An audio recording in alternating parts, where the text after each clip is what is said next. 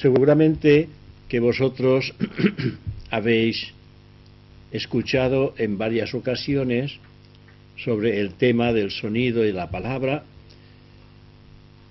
No va a ser una repetición de las diversas conferencias que otros teósofos han dado sobre el particular. Pero es un tema que es suficientemente interesante como para prestarle la debida atención. Cuando oímos la palabra pranava, todos conocéis la palabra pranava.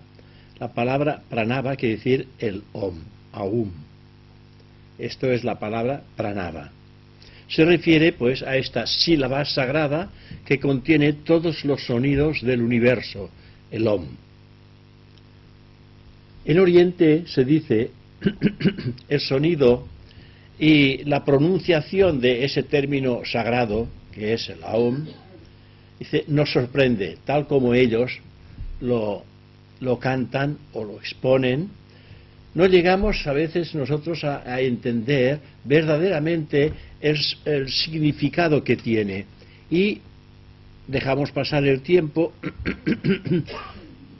sin averiguarlo, conformándonos pues en ir repitiendo en momentos determinados.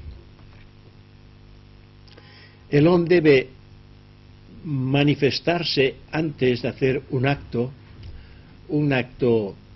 espiritual, teosófico, culto, y también al terminar, porque se mueven energías.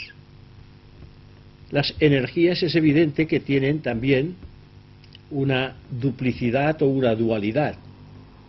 Las energías como energías pueden favorecer o pueden castigar, digámosle así, nos pueden hacer daño. Según se desprende en los estudios científicos y también en nuestras enseñanzas teosóficas, parece que nosotros llamamos o denominamos lo que se dice la creación de los mundos y también la creación de los universos, decimos que es un producto de una vibración o energía vibrante.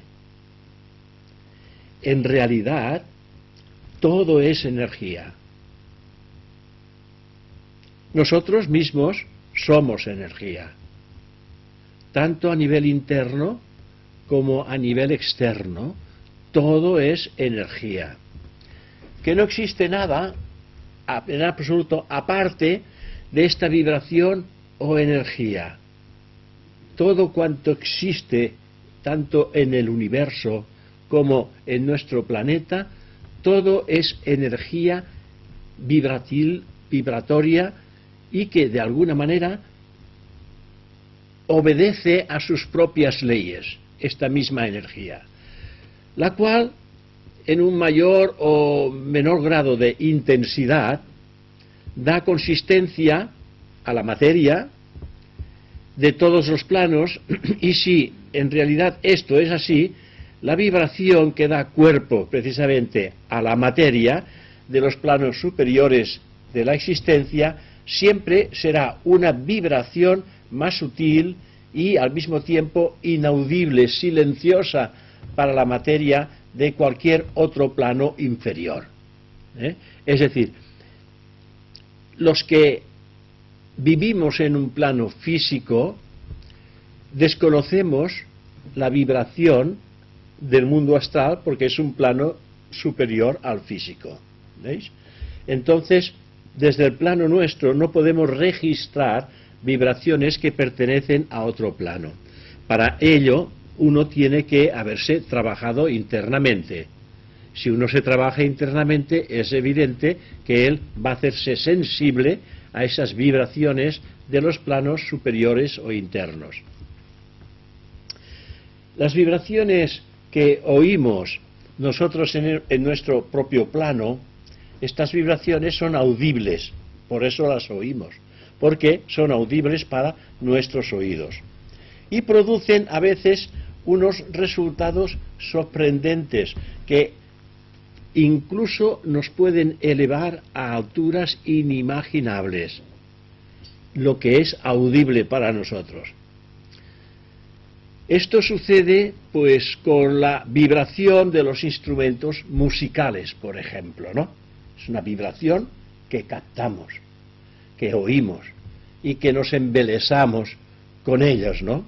O también de la voz.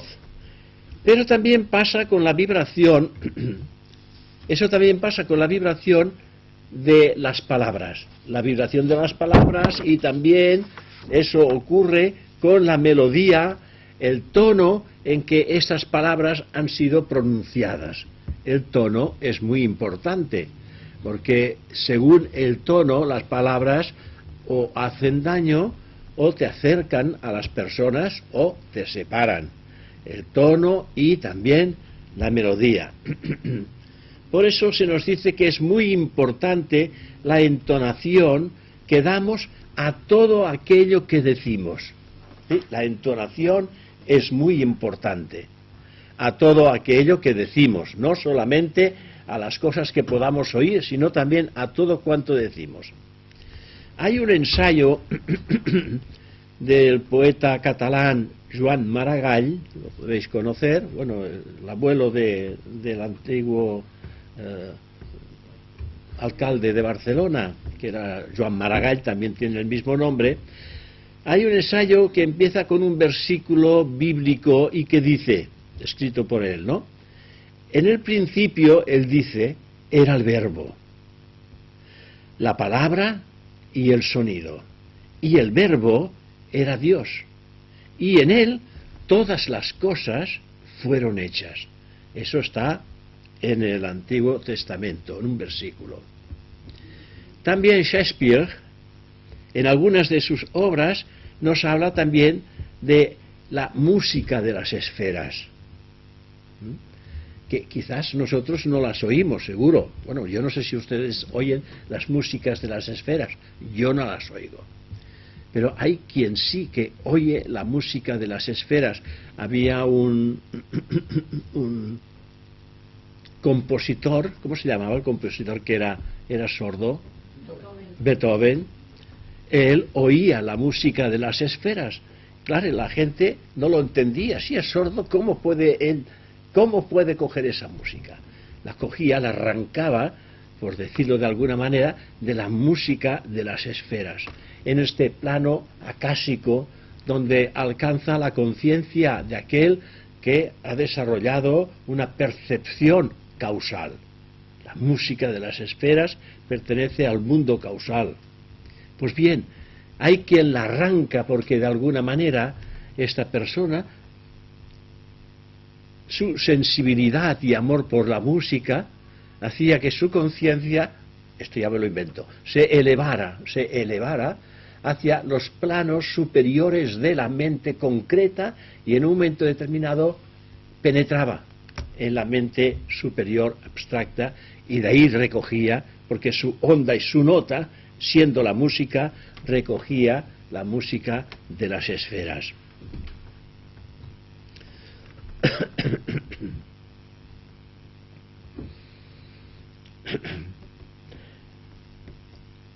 Eso les permite también acceder a arpegios celestiales cuya vibración el oído humano es incapaz de percibir en el estado de conciencia en que se halla actualmente. Posiblemente en el futuro, cuando la sensibilidad de la conciencia acceda a esos otros planos superiores, también podremos participar de esa excelencia de sonidos que existen en los planos internos. Luego se nos dice que la sílaba sagrada, que contiene todos los sonidos del universo, que es la palabra Om, si se pronuncia debidamente, automáticamente pone a la persona en contacto con su yo superior.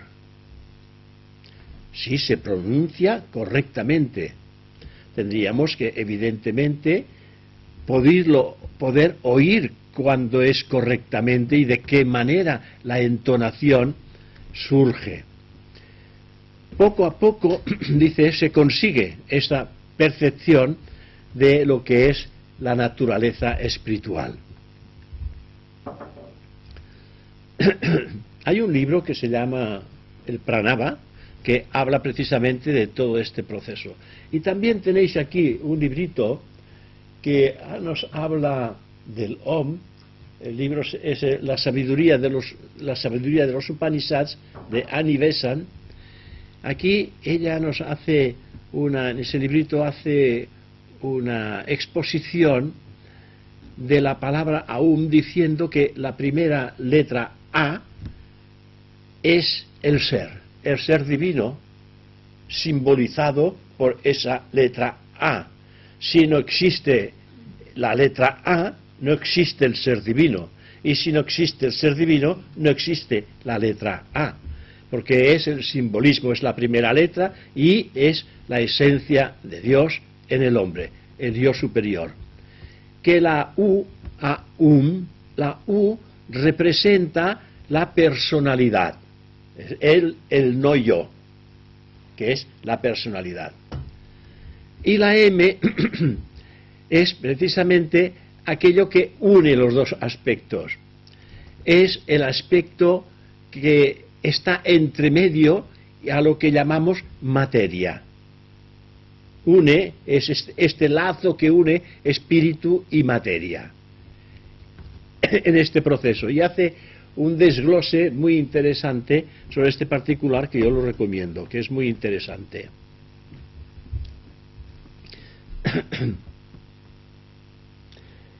Así que antes de que surja la expresión de una palabra que haya salido o surja de nuestros propios labios, la mente tiene que haber tenido la oportunidad de proporcionarle precisamente el ropaje de su entonación más adecuada. Porque cuando la pronunciamos, antes ha pasado por nuestra propia mente. Entonces tiene que tener la mente la precaución de darle el tono adecuado, la entonación adecuada, porque si no lo hace y lo hace incorrectamente, puede herir a las otras personas. Es por esta razón que uno debe de ser constantemente amable con todos los demás, respetuoso, y cuando se dirija a la gente, dirigirse pues con amabilidad, con amor, con comprensión, y eso hace que haya un buen entendimiento entre las personas. Cuando los labios modulan estos tres aspectos, que serían en este caso mente, sentimiento, emoción, sentimiento y emoción van juntos, y sonido, estos tres aspectos están sintonizadas y la palabra surge plena, repleta de sentido y significado, y llega precisamente a aquel que la percibe con la misma intensidad en que ésta ha sido pronunciada. Es decir, que aquello que nosotros cargamos en nuestra palabra, en nuestra idea, y la verbalizamos, esto llega enteramente a aquel que la recibe, tal y como nosotros la hemos expresado. Si es incorrecta, llegará de forma incorrecta y va a doler, nos va a molestar. Si es realmente de una manera amorosa y agradable, pues va a crear una estrecha simpatía entre estas dos personas. Si tan solo es, por ejemplo, a nivel mental y no ha pasado por lo que nosotros acostumbramos a decir, por el rasero de las emociones, del sentimiento y aún más, diríamos, del corazón, por el rasero del corazón, de lo más profundo precisamente de esto, del recoveco más profundo del corazón, entonces su vibración es poco consistente hasta el punto de que se desvanece en aquel mismo instante y no llega a ninguna parte. Porque la mente es fría, metálica y no transmite. si uno lo siente, lo vive y lo siente por dentro y eso lo transmite, eso se comunica y llega enteramente a la conciencia de los que están atentos. Claro, de los que están atentos. Si no hay atención, pues esto resbala y no pasa nada. Pero tampoco hace mella en su corazón, en su mente y en su corazón. Podríamos decir, este es el resultado de una charla, de una conferencia, de una exposición en la que no interviene pues nada más que la mente. Cuando no interviene nada más que la mente y se realiza, como es natural, a través del cerebro, la palabra se diluye, no trae el fuego y el calor del corazón y no penetra. Esta onda vibratoria se diluye y el que habla no está sintonizado con el que escucha, por lo tanto tampoco está sintonizado con la escala tónica correspondiente a lo que él está transmitiendo. Yo recuerdo haber estado en conferencias en que realmente decías, esto es frío, le falta fuego a la palabra. El fuego de la palabra, que es una frase hecha, pero el fuego de la palabra realmente faltaba en aquellos momentos, ¿no? Y notabas que las palabras se diluían con otras palabras, que se perdían en nombres y palabras, pero que no calaban en nuestro interior. Por lo tanto, la escala tónica, la tónica de esta escala de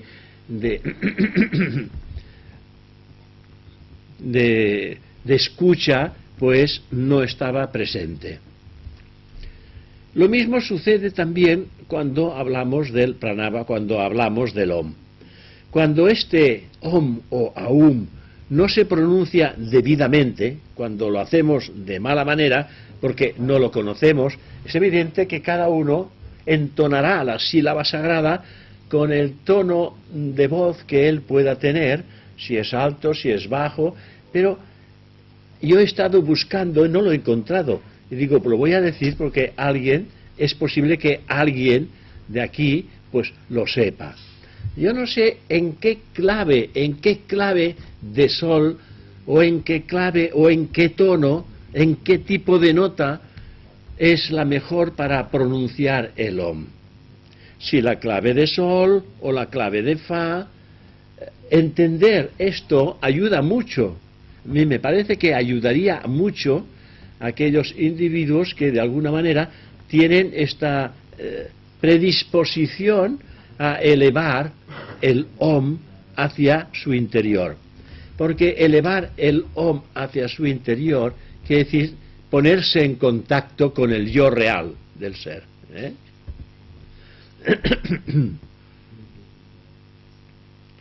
También el canto gregoriano, muchos de vosotros debéis conocer el canto gregoriano, obedece a esas mismas leyes ocultas de la vibración.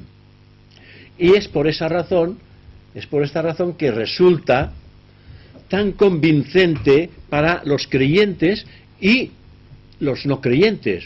Tanto los unos como los otros les encanta escuchar ese tipo de música gregoriana, y también hay que decir que lo escuchan precisamente con gran devoción.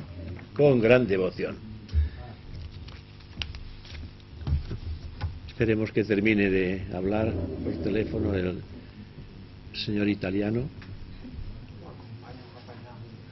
Sí, porque es que él no usa,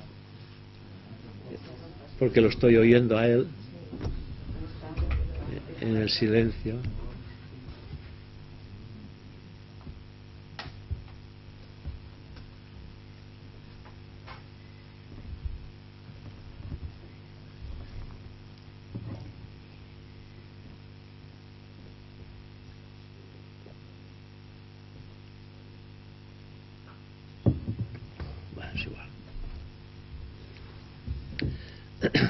Bueno, antes he preguntado si alguno de ustedes sabrían en qué clave o en qué nota elevan el Om, si alguien lo ha oído en alguna otra parte, si es en clave de sol, en clave de fa, o en la nota, en qué nota, do, re, mi, fa, sol, la, si, do. A mí me parece que es sobre el sol, no lo sé, el la o el sol. Esto porque cambia, la entonación ya sabéis que cambia, si es en sol, o es en la, o es en el si, cambia bastante. El tono, el do. Es nota grave, ¿no? La primera es grave. Depende, ya digo, depende del tono de voz de cada uno de nosotros. En la octava, por ejemplo, puede ser una octava más baja, otro en una octava superior, puede ser el bajo, el contralto, o el barítono, o el tenor, o puede ser una soprano, por ejemplo, depende, ¿no? Pero debe haber una nota que es la que tiene que coincidir, ¿no? Bueno, ya la buscaremos.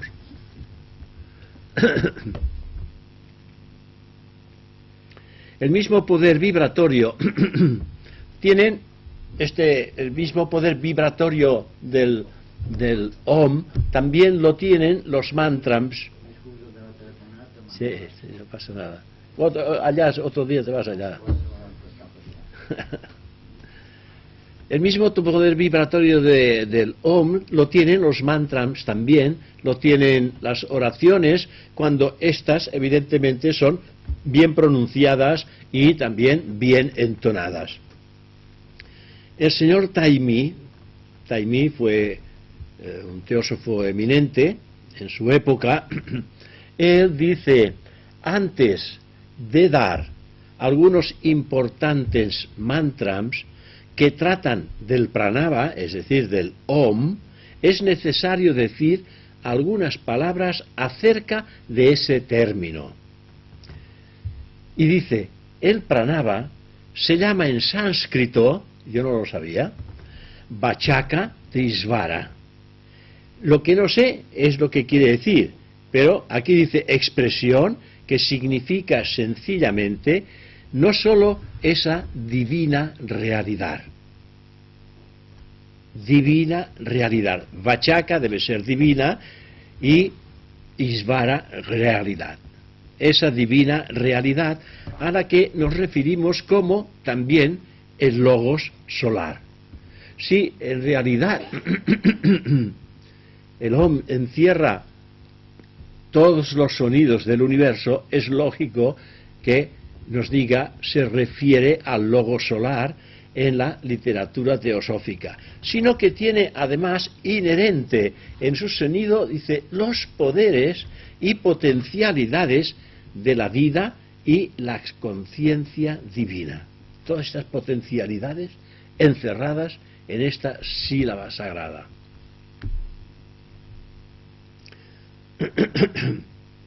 Al final podremos elevar un Om, a ver qué es lo que sale entre todos. Saldrá algo maravilloso. El Om es el primer sonido, es el instante de la creación, cuando surge la... Sí. Hay la pronunciación Aum, A-U-M, y la pronunciación Om. Quiero decir, ese sonido se ha perdido, está en el universo, persiste. Es que está en el universo. Todos los sonidos del universo están en este cantado bien entonado. El Om existe. No lo oímos, pero está. Es el sonido de fondo del universo, ¿no? Es el ruido de fondo. Podría ser. Bueno, yo no lo sé, este oído de fondo lo oímos todos muy bien, pero no tiene no tiene un tono... No. Sí. Se puede oír. Sí, se oye. Sí. Yo lo oigo muchas veces y a veces digo, no sé si las orejas te están haciendo ya el tonto o qué, soy un sonido así, ¿no? Pero, por ejemplo, cuando hablamos del Aum, es la elevación hacia lo que llamamos Saguna Brahman. El Saguna Brahman es la parte de Brahman, de la divinidad, que está en toda la naturaleza y en el propio ser humano. O sea, nosotros, evidentemente, cuando elevamos, cantamos el Aum, porque estamos elevando la conciencia hacia el Dios interno, ¿veis? Y aquel a que ha alcanzado la liberación y que no está atado por nada, su entonación es el Om directamente. Eso también está en el librito este de la sabiduría de los Upanishads, y lo explica muy bien. Si lo queréis leer, estaréis contentos de conocer el proceso, porque el proceso vamos a ver, todas las religiones, ¿qué es lo que dicen? Dios está en todas partes, en todo lugar y al interior del ser humano. Esto es lo que dicen las religiones. Y esto es una gran verdad. Porque si está en todo lugar, quiere decir que está aquí, está allá y en todas partes. Y en el interior del ser humano. ¿Veis? Está en estas palmeras, en todos los árboles y en toda la naturaleza. Dios, en su manifestación, hay un aspecto de la misma divinidad, vamos a ver, que se esparce por toda la naturaleza y a todo le da vida. Y a eso se le llama Isvara. Isvara, a través de la naturaleza, ofrece a la vida la forma más perfecta para que esta vida que está en nosotros se experimente a través de un cuerpo físico humano. Eso es Isvara, el poder de la naturaleza. Pero es que en el hombre, además de ese poder, hay otro aspecto del Logos, porque el Logos es trino, como lo sabéis. Hay otro aspecto del Logos que está en nuestro interior. Y a eso se le llama el rayo de la mónada. Es el yo divino, el ser, el yo superior. Y ahora se trata de que este yo, nacido en contacto con la naturaleza externa, despierte y busque a través de una mente clara y diáfana, busque la respuesta interior. Porque ese yoyito personal que somos todos ha surgido precisamente de ese yo divino y eterno que mora en nuestro interior. Y ahora se trata de reintegrarlo nuevamente a la fuente de donde surgió. Por eso que nuestro yoyito, nuestro yo personal, no desaparecerá, porque siempre estará integrado. Cuando habremos purificado nuestra naturaleza humana, lo habremos integrado en nuestro interior con la fuente de la cual surgió. Y esta fuente de la cual surgió, a su vez, y a su debido tiempo, se integrará totalmente en la propia mónada o espíritu puro, que en realidad somos todos.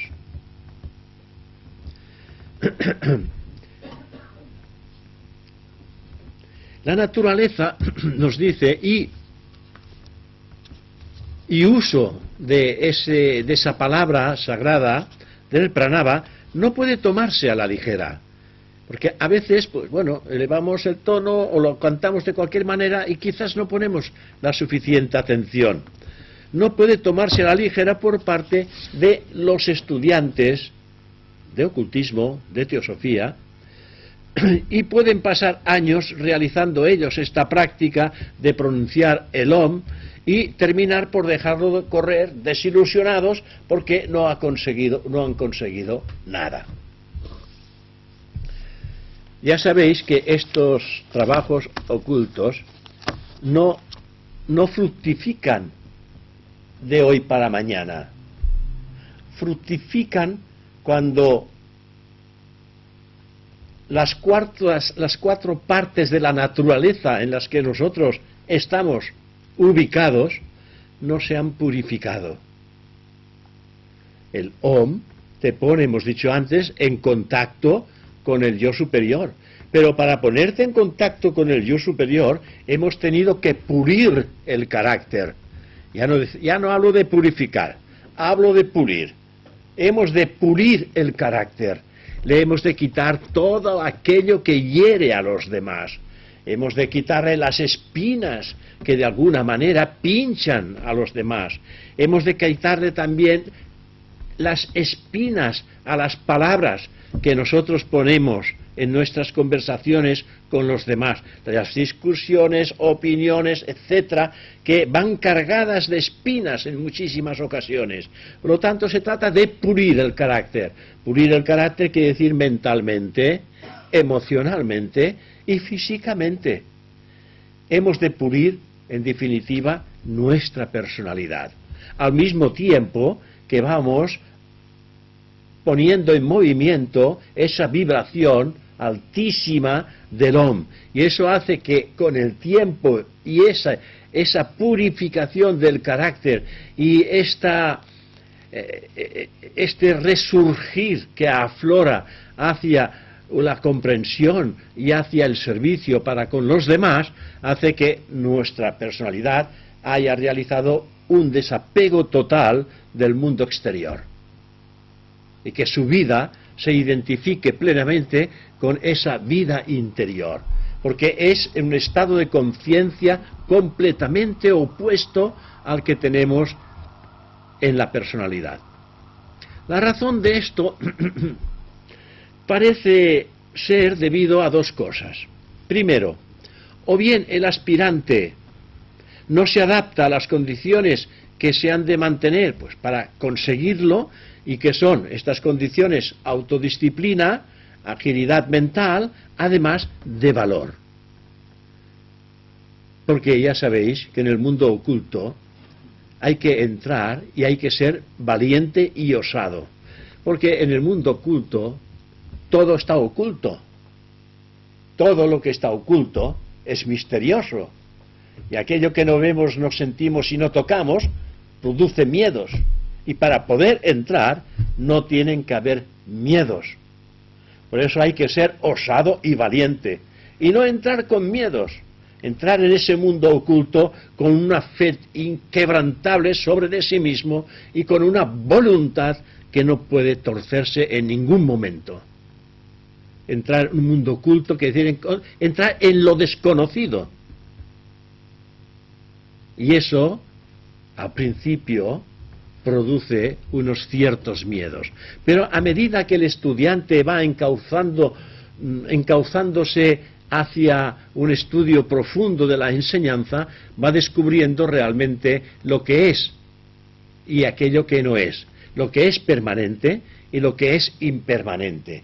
Y finalmente se decide por lo que es permanente. Porque lo impermanente no le produce ninguna satisfacción.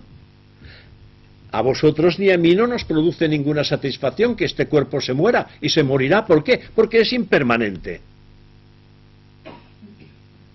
Pero hay algo en nosotros, en nuestro interior, que eso sí es permanente. ¿Por qué es permanente? Porque es eterno. Y lo eterno no tiene principio ni tiene fin. Lo eterno es, simplemente es. Y lo eterno, para adquirir el desenvolvimiento del poder de Dios, digámoslo así, el desenvolvimiento del poder de Dios que está en nuestro interior, precisa de la dualidad. Por esa razón sale de la unidad del todo, sale de la unidad del todo para entrar en la dualidad. Y en esa dualidad, que es lo contrario de la unidad, hace que surjan problemas en el individuo, porque él no sabe lo que es realmente la unidad, porque desconoce la separatividad. Él no sabe lo que es el amor que trae, no lo sabe porque desconoce el odio. Él no sabe lo que es la bondad porque él desconoce la maldad, y así sucesivamente.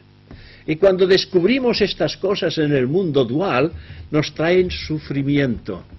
¿Veis? Y el sufrimiento despierta el alma interna del hombre. sufrimiento, la carencia, la pobreza, la enfermedad. Todas estas cosas nos hacen reflexionar mucho.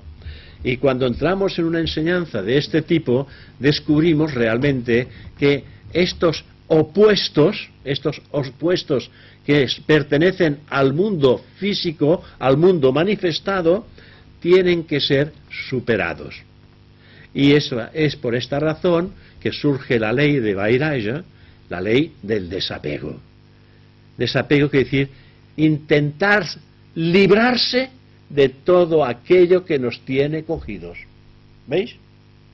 Hoy por hoy, nuestra mente, nuestras emociones, pasiones, deseos, etcétera, y acciones están totalmente cogidas por este mundo material externo. Y ahora descubrimos que existe un mundo interno, pero que no está en un lugar determinado del universo, no, está en nuestro interior. No hace falta ir a los Himalayas ni al Tíbet, lo único que hace falta es interiorizarse y percibir esa voz insonora, que es también vibración, ¿veis? La voz insonora, la voz del silencio. El silencio es vibración. Todo, hemos dicho desde un principio, todo es vibración. Incluso el silencio está cargado de vibraciones que nosotros no podemos oír. Pero quien ha despertado un estado de conciencia superior al plano físico y ha penetrado en los planos mentales superiores, ellos registran precisamente todos estos sonidos. ¿Y qué es lo que no van a descubrir? Nosotros somos sordos ante todo esto, y ellos lo tienen todo abierto, y por eso son sabios. Tienen todo este gran horizonte del universo abierto para ellos y para todo el mundo que se atreva a dar ese paso. Pero para dar ese paso no debe haber miedos. Krishnamurti se ha pasado toda su vida diciendo que hay que anular todos los miedos. La humanidad está cargada de miedos. Miedo de perder la fortuna, miedo de perder la salud, miedo de que su hijo coja una enfermedad, que su hija, que su padre, que su madre. Miedos de todo tipo. Miedo de no ser una carga cuando eres mayor hacia los hijos. Miedo, esto es lo último que yo quisiera, ser una carga para mis hijos. Estamos cargados de miedos. Pues esos miedos hay que perderlos. Me diréis, no seremos humanos. No, si los perdéis no seréis humanos, seréis divinos. Este es el gran cambio. Humanos ya lo somos. Estamos sujetos a las leyes humanas. Y es por esa razón que estamos siempre, pues, sufriendo. Ay, ¿qué es lo que pasará? ¿Qué ocurrirá? Un revés de fortuna, pierdo el trabajo. Siempre estamos inquietos por estas cosas. Bueno, ¿y si no lo estás, qué? Pues si no lo estás, no sufrirás. Esta es la contestación. Si no lo estás, no sufrirás. Y cuando las cosas lleguen ya las veremos cómo las afrontamos. No lo cambiamos estando sufriendo. Las cosas no se cambian. Hay que mantener siempre un horizonte amplio y observar las cosas. Cuando éstas llegan, pues ya veremos lo que hay que hacer. Igual no llegan. O sea, Krishnamurti, él durante toda su vida ha estado hablando que hay que perder los miedos. Y la teosofía ya te lo dice desde un principio. Hay que ser valiente y osado.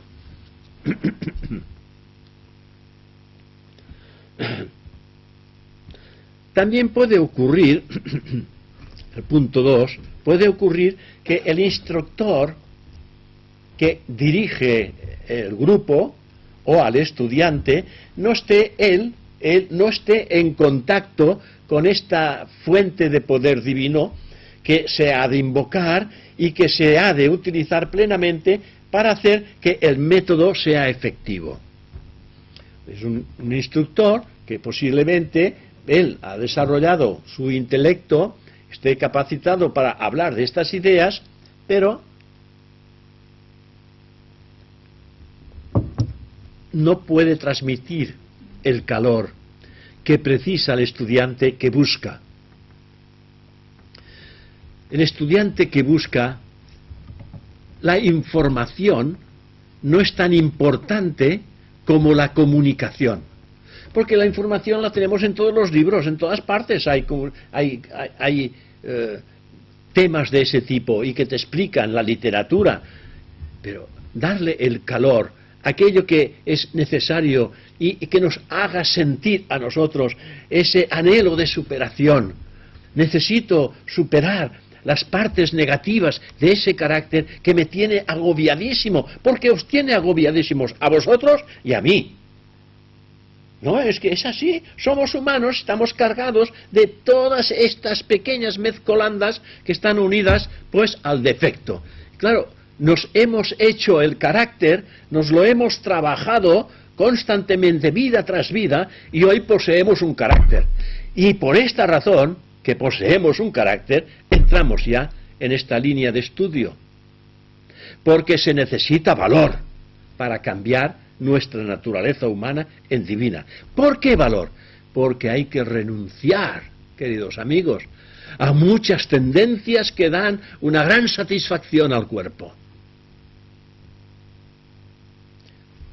Infinidad de ellas, no me refiero a ninguna en particular, porque no podemos poner nuestra idea a una en particular. Hay infinidad de cosas que nos gustan y que no podemos hacer, pero que si pudiéramos, las haríamos. Y que si no las hacemos, es porque no podemos. Y a veces dime, oh no, yo si pudiera, no lo haría. Si pudiera, no lo haría porque yo ya he cambiado. Ya sabéis, la ocasión hace el ladrón. No es tan fácil, no es tan fácil el cambio. El cambio se precisa en vidas de entrega. En un principio de estudio, de comprensión. Unas vidas de estudio y de comprensión fortalecen el alma, ¿veis? Nos fortalecen porque ya comprendemos qué es lo que hay que hacer. Y solamente nos decidimos a hacer las cosas cuando las hemos comprendido bien. Entonces sí, las hemos comprendido, y dices, bueno, voy a por ello, voy a hacer ese cambio. Y cuando uno hace esto, hay una vida especialmente para este individuo, para que el cambio total pueda realizarse.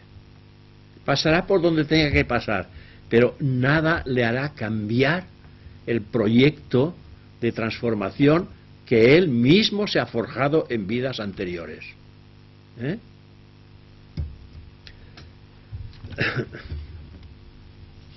Hay dos aforismos en este tipo de enseñanza que dicen o nos hablan de los medios para alcanzar el conocimiento supremo, el más elevado. Pueden ser, dice, aprendidos a través de un instructor espiritual que haya conseguido por su cuenta la autorrealización. Ahí sí, somos discípulos de alguien que ha conseguido la autorrealización, que se ha trabajado a sí mismo y se ha desprendido de todo aquello que lo ataba al mundo físico, ha alcanzado la autorrealización, que es también la iluminación. ¿Veis?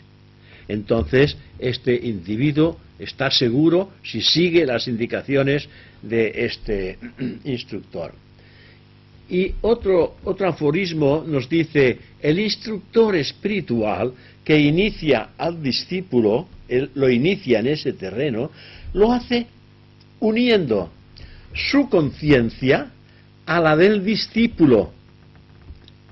Es decir, el discípulo aprueba, no sé si conocéis todo el proceso, entonces une su conciencia a la conciencia del discípulo, dándole al mismo tiempo en esa unión conocimiento directo del estado de conciencia del cual el poder del sonido baja a su manifestación. El poder del sonido baja a su manifestación. Claro, aquí tiene que haber un instructor que tenga acceso y poder llevar al discípulo a ese terreno. En un principio, pues lo sentirá brevemente y con el tiempo irá adaptándose precisamente la conciencia a esos mundos superiores hasta que finalmente él tendrá conciencia real del sonido. El sonido inaudible que se llama. Ese sonido o ese silencio que hay entre dos pensamientos, también es el mismo. Tuviéramos la gran suerte de podernos parar entre dos pensamientos, vuestra mente y la mía no paran, así constantemente. Si decimos basta, y paramos el pensamiento anterior y el posterior, y quedamos en el centro. Estamos en lo eterno, en la realidad una. No hay pensamientos. Cuando no hay pensamientos, estamos en lo real. No estamos en la nada, estamos en lo real.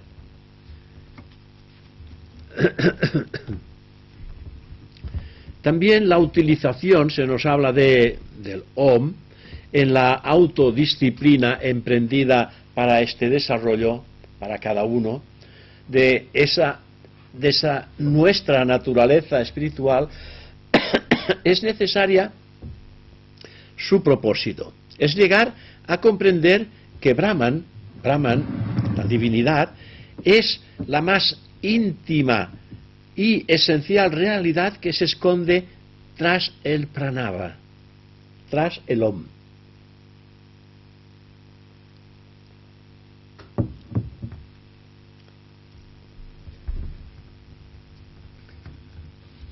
Yo diría, esto yo no lo sé, pero yo digo lo que decía Saturnino Toro, lo que no sé me lo invento. Pero entre una cosa y otra, acordándome de ciertas lecciones que nosotros hacemos en el grupo, hablamos que hay entre el inmanifestado, Dios antes de manifestarse es el inmanifestado. Cuando se manifiesta el inmanifestado, existe un lazo de unión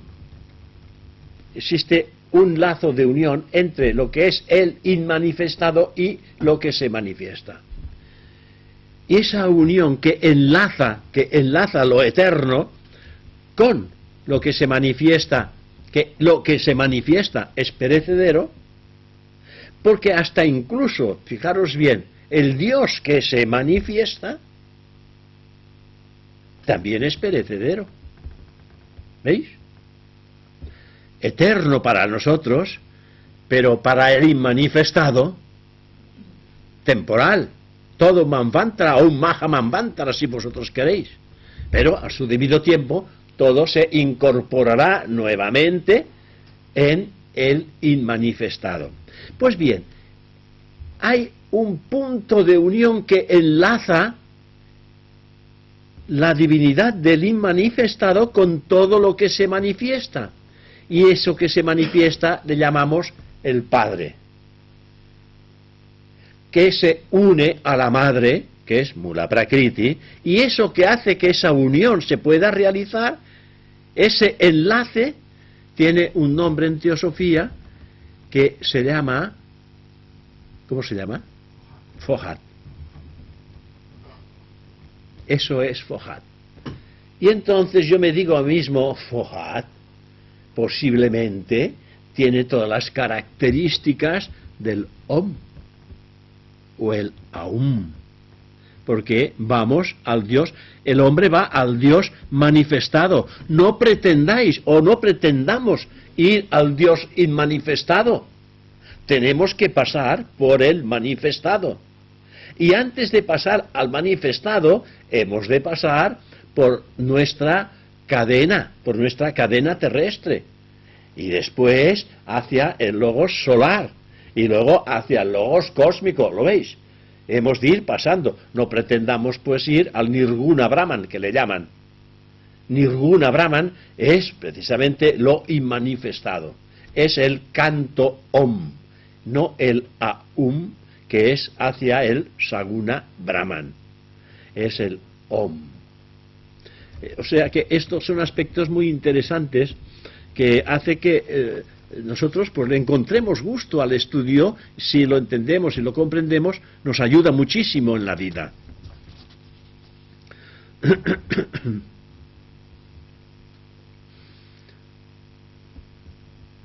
Para darse cuenta, para nosotros, para darnos cuenta de esta realidad, además de adoptar, como es natural, una autodisciplina necesaria y también, como no, pues las prácticas recomendadas, una de las cuales es la repetición constante teniendo en cuenta el significado de la palabra aún. Tiene un gran significado por lo que estamos ya diciendo, y si vosotros con tranquilidad lo leéis, entonces aún encontraréis más aspectos interesantes en de qué manera la vibración produce cambios en nosotros, esta vibración bien entonada. Antes ya hemos dicho que al liberarnos de todas las ilusiones, claro, uno dice, bueno, si es que uno tiene que liberarse incluso de las ilusiones, que es la única cosa que, pues, bueno, me permite estar vivo. Las ilusiones son cosas agradables. El liberarnos de todas las ilusiones y miserias de la vida es vital, y es lógico que se requiera esfuerzo. No es tan fácil liberarse de las ilusiones, porque detrás de cada ilusión, dice el ocultismo, hay una desilusión agazapada, escondida, como queráis decirlo, porque no todas las ilusiones se logran, y aquellas que se logran pensamos que nos van a dar a la felicidad y no nos la dan, porque ningún objeto posible de este mundo da felicidad.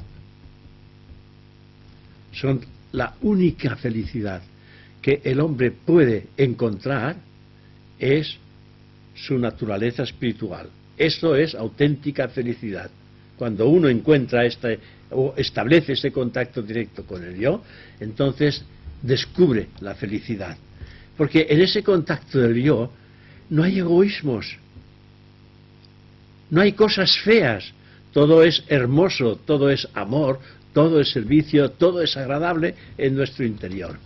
Pero claro, hay que librarse precisamente de todo aquello que, incrustado en nuestro carácter, que afea a nuestra personalidad. La disciplina de la cual hablamos para conseguir todo lo que hemos estado diciendo es un estado que es gradual, no lo recibimos de golpe, no lo desarrollamos de golpe, es gradual, y todo aspirante, cada uno de nosotros que somos aspirantes, puede empezar a dar ya los primeros pasos y entrar en ese sendero. El aspirante puede ya, se lo puede proponer y decir ya. Esto ya lo decía Krishnamurti. Cuando queráis, es vuestro momento. Cuando digáis ya, es vuestro momento. Pero decir ese ya requiere todo lo que antes hemos estado hablando,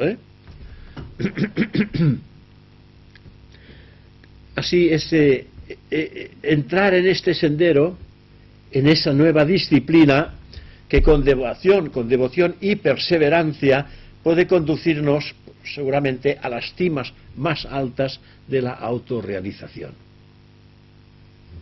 Nuestros estudios teosóficos, como todos sabéis, nos llevan a la conclusión que en todo el universo, también en toda la creación, solo existe una cosa, que es vibración o energía vibratoria.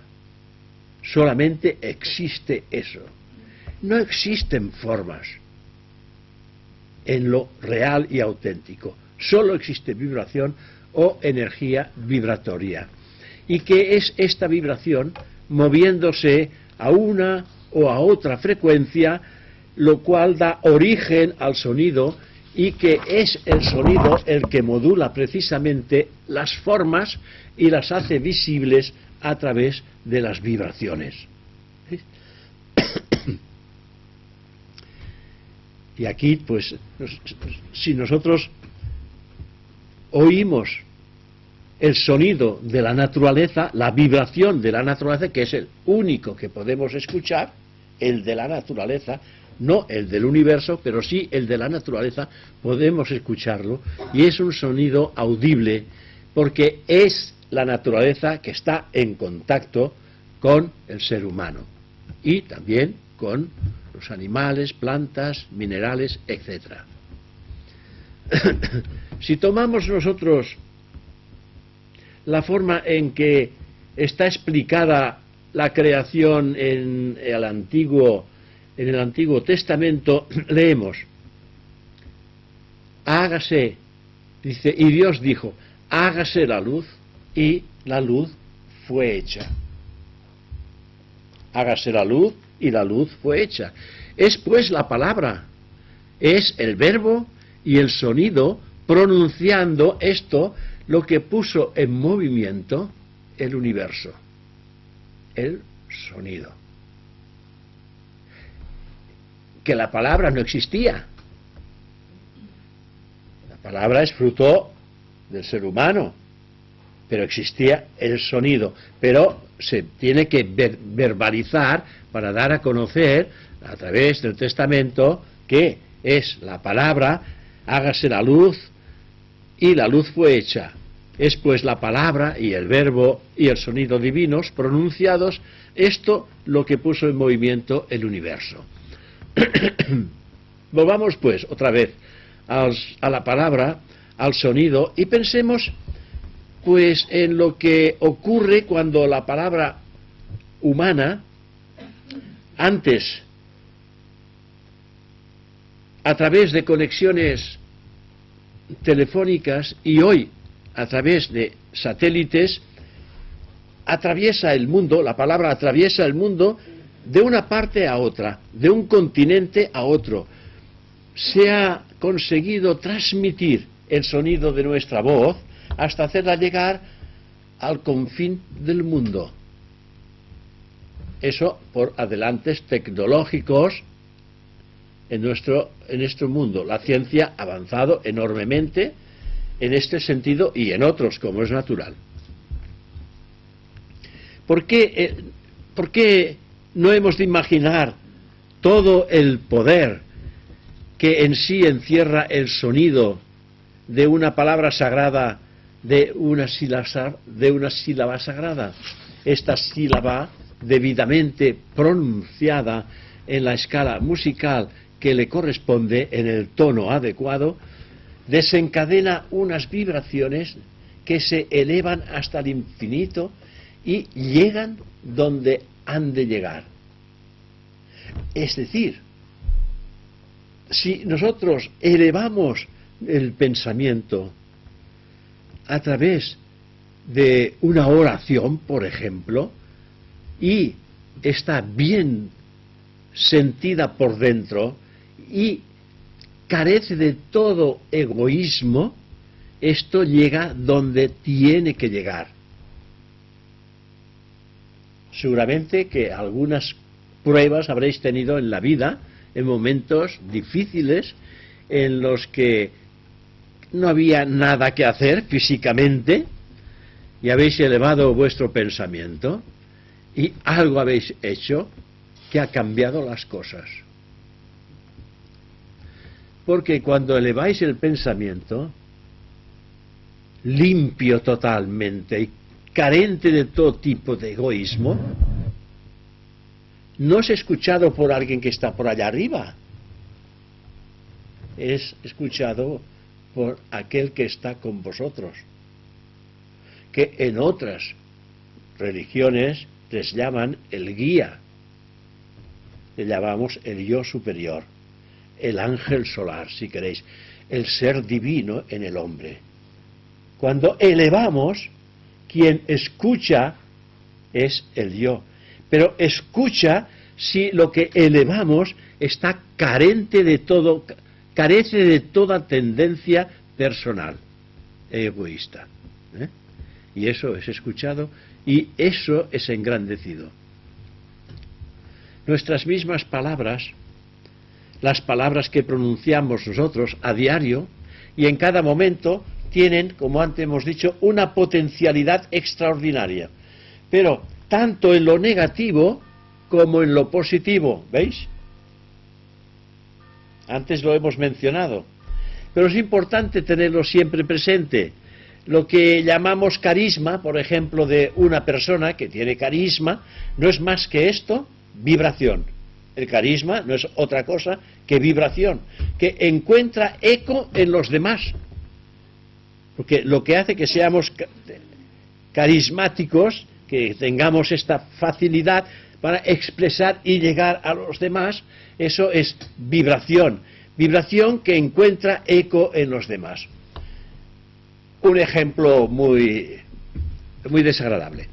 Hitler tenía carisma, ¿veis? Llegaba a los demás, pero qué carisma tan negativo. Es un carisma negativo cuando con el tronar, cuando él tronaba, se lanzaba el mensaje, su voz tronaba y era oída por todo el mundo, arrastró a la humanidad pues a una guerra cruel y terrible, como todos sabéis. Tenía carisma, se hacía oír por todo el mundo y todo el mundo lo seguía. Pues hay también hay el revés de la medalla, ¿eh? Carisma tiene dos aspectos, el negativo y el positivo. Como dos caras tiene la medalla, pero la medalla es una.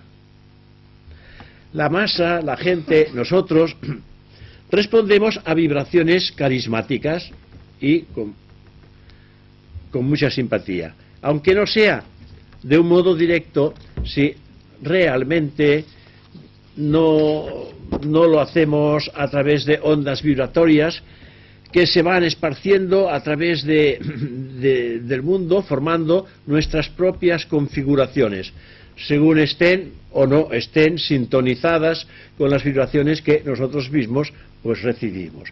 Y de este modo, o bien odiamos o bien amamos, depende. Depende cómo lo hacemos o depende también cómo lo recibimos.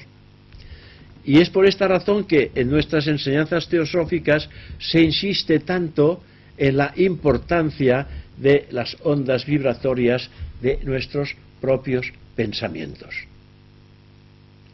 Porque, en definitiva, esa autodisciplina tiene que empezar en poner remedio en nuestra propia mente, en saber organizar nuestra propia mente, que la mente de alguna manera responde a unos estímulos internos y no externos. Hoy por hoy la mente responde a estímulos externos y de alguna manera no escucha los estímulos internos, porque la mente se ha polarizado hacia afuera y solamente recoge lo que de fuera viene. Ahora bien, con este cambio que estamos realizando día tras día y año tras año, pues estamos poniendo, como quien dice, orden en la mente. Estamos vaciando la mente de todo aquello que no precisa. En primer lugar, vaciamos la mente de todo aquello que no precisa o que no precisamos nosotros, por lo tanto tampoco precisa la mente de todo aquello. La vamos vaciando, vaciamos el desván lo vamos vaciando y al mismo tiempo vamos creando nuevas formas de pensamiento, formas constructivas, formas que pueden dar servicio y ayuda a los demás, porque los demás y nosotros somos uno. Y de eso se trata. Se trata de comprender que todo el bien que hagamos a los demás no lo estamos haciendo a nosotros mismos. Y eso, claro, esto aún no lo comprendemos. Intelectualmente sí. Pero como no lo hacemos, es un signo de que no hemos comprendido. Intelectualmente sí, pero a fondo no. Pero el mundo en general sí que está comprendiendo. Porque ya veis vosotros la gran cantidad de ONGs que han surgido y que existen, que reciben ayudas, claro que sí, pero la gente que trabaja está trabajando gratuitamente, todo el voluntariado está trabajando voluntariamente y lo hace por amor, o con pasión si queréis, pero con pasión y amor es prácticamente lo mismo, porque un maestro de sabiduría es un maestro de amor y de compasión, ¿veis? O sea, que lo hagamos por amor, por compasión, quiere decir que se está haciendo de forma altruista, totalmente. Y decís, es que lo hago porque me dan lástima. Bueno, pues muy bien, lástima es un sentimiento. Es un sentimiento que a su debido tiempo se transformará en compasión. ¿Veis?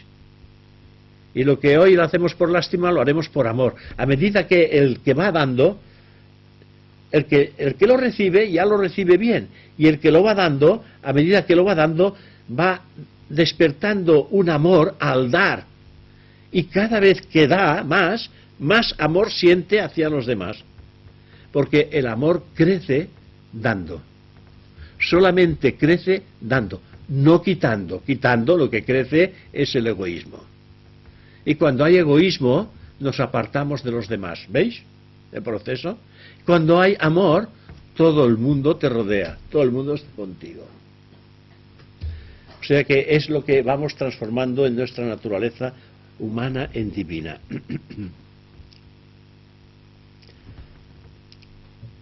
Bueno, lo vamos a dejar aquí. ¿Queréis hacer algún comentario sobre este particular? ¿Hay alguna cosa que podemos extendernos a través de algún comentario, alguna pregunta, alguna cosilla? ¿No? Claro, es que el amor y comentábamos que es una manifestación de Dios, porque es la única que podemos entender. O sea, no es neutro. Manifestarlo cuando se manifiesta no es neutro, no le da igual lo que salga de esa cosa. Entonces tiene amor. Esto el ser humano lo recibe, no sé qué cuesta, lo recibe y tiene que hacer lo mismo, porque si es la imagen y semejanza de Dios, como dice la Biblia, ¿no? Tiene que comportarse como, tiene que tender a comportarse como un Dios. Internamente ya lo es, pero como manifiesta el amor, que acabas de decir, la caridad, por ejemplo, es una acción de amor. Yo me digo, también es afecto. El amor y el afecto en estos casos se confunden, porque no puede haber amor si no sientes afecto por aquello que estás haciendo, el afecto. Y también la alegría que causa esto, ¿no? Entonces la alegría y el afecto forman parte del amor. Pero esto no debe ser confundido ni tomado como aquello que reprobamos, como un deseo. El mundo de los deseos es una cosa y el afecto es otra.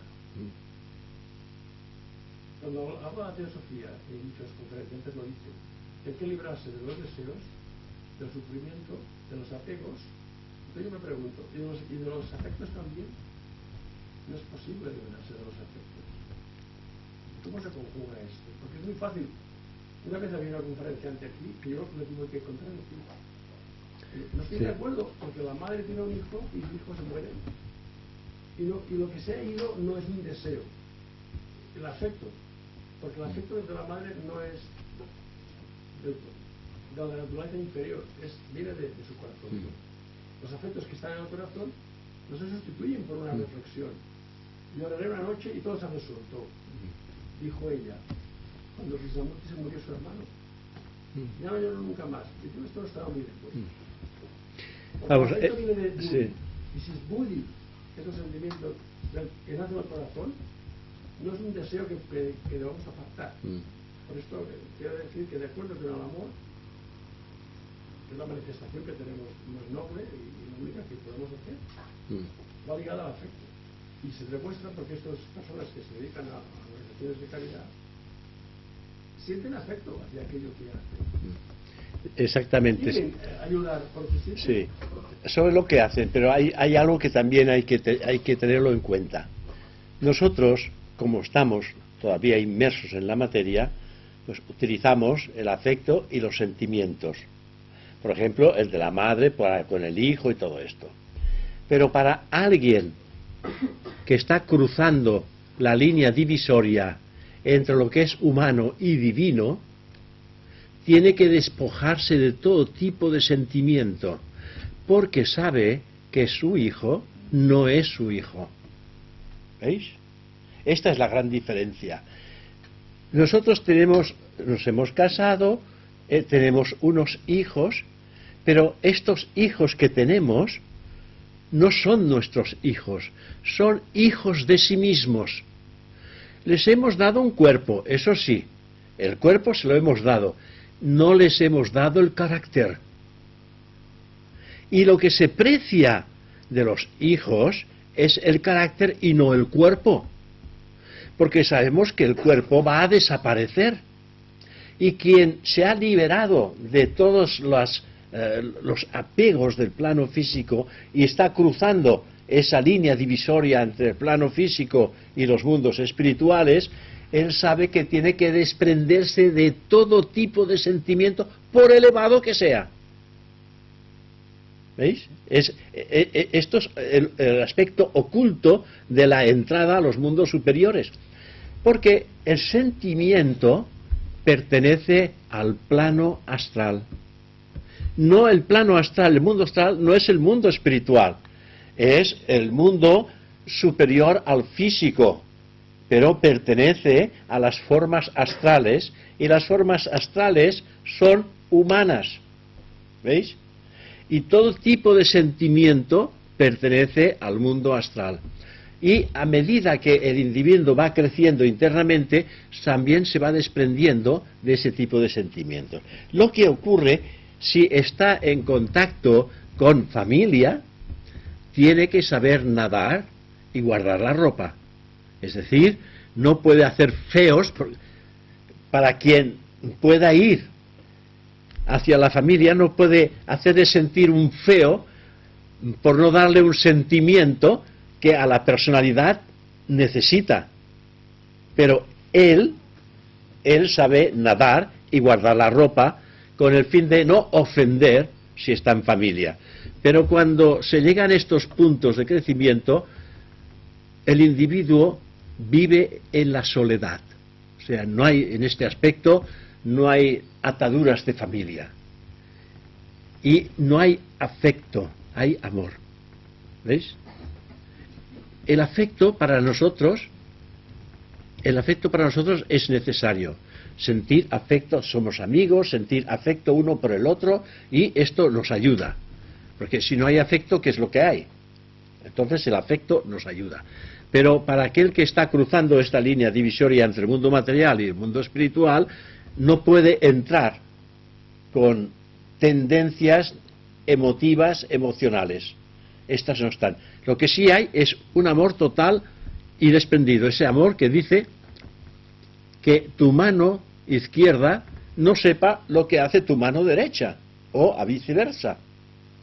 Es darlo todo, pero darlo porque para él es una necesidad el dar, y para el otro es una necesidad el recibir en ese momento, ¿no? Bueno, no sé, es una manera de verlo bajo un punto de vista así oculto, que claro, si vosotros, a ver, cuando hablamos de un maestro de sabiduría, hablamos de un maestro de amor, compasión y sabiduría divina. No hablamos de sentimientos ni de afectos de ningún tipo. Amor, compasión y sabiduría divina, esto es lo que lo envuelve, ¿eh? Y ellos dicen, y si queréis saber de nosotros, los maestros, ¿queréis saber de nosotros? Sí, queremos saber. Pues venid de vuestro mundo al nuestro. ¿Sí? Venir del mundo físico a los mundos del maestro, ¿qué quiere decir? Hacer una autotransformación total y absoluta. El crecimiento tiene que realizarse y hacerlo por uno mismo. Hasta incluso los maestros tampoco nos dicen qué es lo que tenemos que hacer cuando uno tiene contacto con un maestro. El maestro sugiere, dice algo, y si tú estás atento, porque tienes que estar atento, entonces dice, claro, el maestro ha dicho esto. Pues es lo que hay que hacer. No es que te diga tienes que hacer esto, no. Sugiere, hay cosas, se podría hacer esto, y no dice nada más. Eso para aquel discípulo que ya tiene contacto con un maestro. Nosotros dependemos de nosotros mismos. No dependemos de nadie más que de nosotros mismos. Y que podemos hacer el trabajo totalmente por nosotros mismos. Porque si recibiéramos alguna ayuda, el mérito no sería nuestro. El mérito sería de aquel que te ha dado la ayuda. Y tú no has hecho el cambio. No has provocado nada de cambio en tu naturaleza divina. O sea, te han dado y te han dicho lo que tenías que hacer. Esto no sirve para el cambio interior. Por eso no existen ayudas de ningún tipo. Existe información, tenemos literatura, existe comunicaciones entre nosotros, hablamos de estas cosas y discutimos de ellas y surgen nuevas ideas en cosas que no habíamos pensado, surgen.